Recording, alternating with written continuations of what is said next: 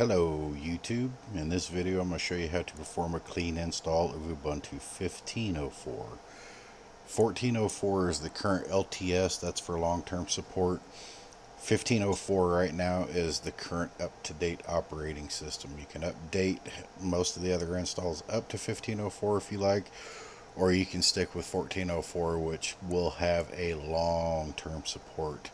More than likely we'll get into version 16.04 before we lose the LTS, could even be further on.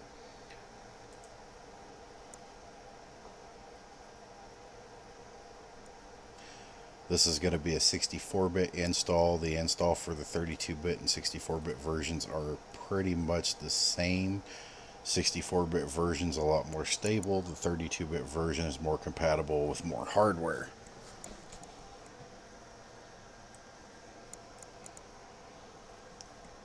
This is a live image, so it's going to boot up into the live desktop first and ask if I want to try or if I want to install. If you just want to play around with it, you can actually click the try Ubuntu. But for this video, we're going to do the install, so this will show you how to do an actual full clean install of Ubuntu.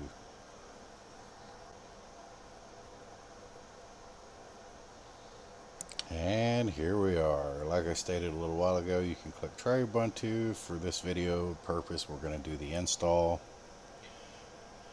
The installation on this is going to be much like the one earlier for 14.04.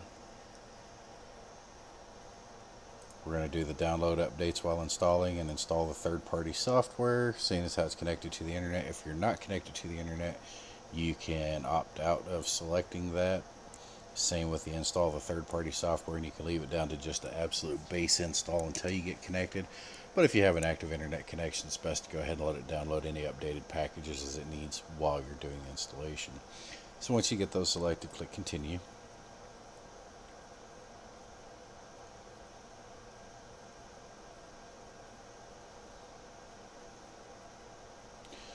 Now in this particular case, you can either set it up to erase the disk and install Ubuntu, or you can do something else.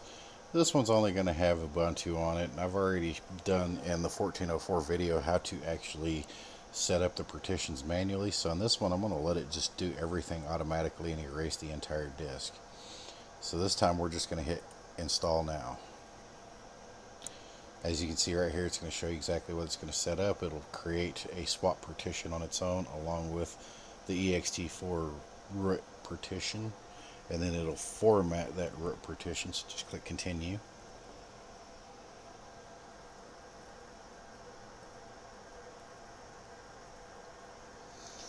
Now you need to set your time zone. Your time zone can be anywhere in the entire world. I would recommend setting it to where you're actually at, otherwise whenever you look at the time you might be a tid smidget confused, unless you just really want to know what the time is in Singapore. On the other hand, sometimes setting it up to UTC time is not necessarily a bad idea either. However, in this particular circumstance, we're going to just leave it at the default, which is going to be Central Time, and we're going to click continue.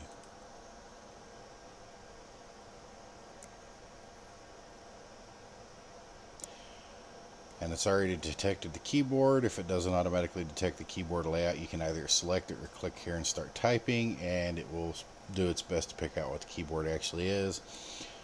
The largest majority of the installs, if you're in the United States, will actually be English US, and that'll pretty well cover a large majority of standard keyboards and the base installation.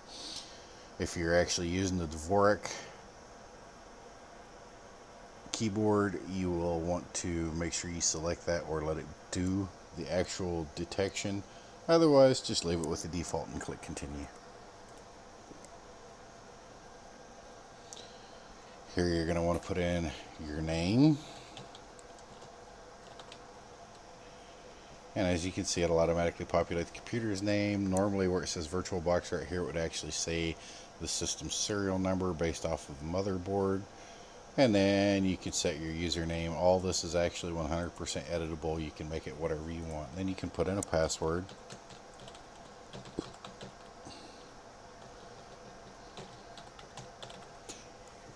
And I'm using a very simple basic password for this. As you can tell, it's obviously telling off that it's a weak password.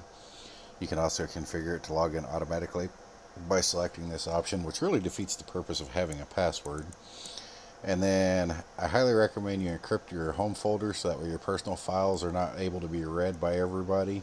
If you have somebody else that actually uses your system, they will have a much harder time actually getting into your home folder, checking out your files. If you're not worried about it, you don't have to select that. And I always leave mine set up to require a password to log in. Once you have it set up the way you want, click continue.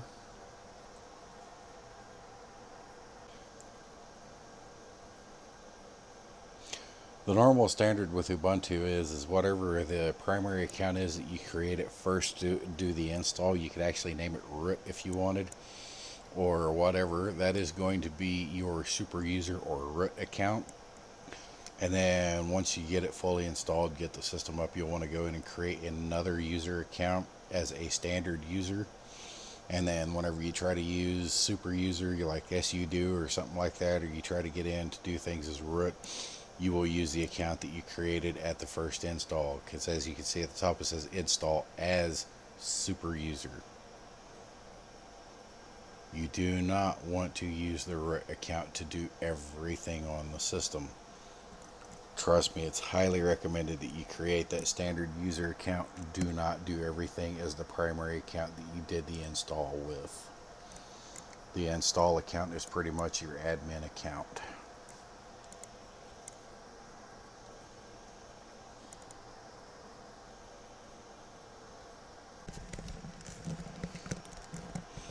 And here we are. Installation is complete. You need to restart the computer. All you have to do at this point is click restart now.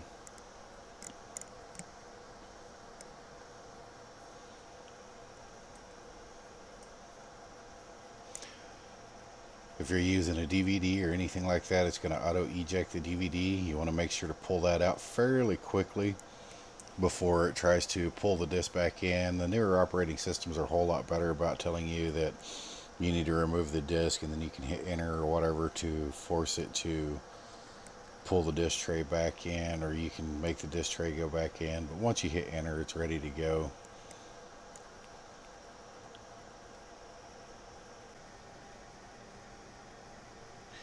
The error that you're seeing pop up on here is because I'm running this in VirtualBox. I don't have it fully configured 100%, but it's enough that the system will run alright, and it'll run relatively smooth. I could go in and fix the problem, but I'm not too worried about it. Once it's done, you'll hear the nice little jingle, and it's ready for you to log in for the first time.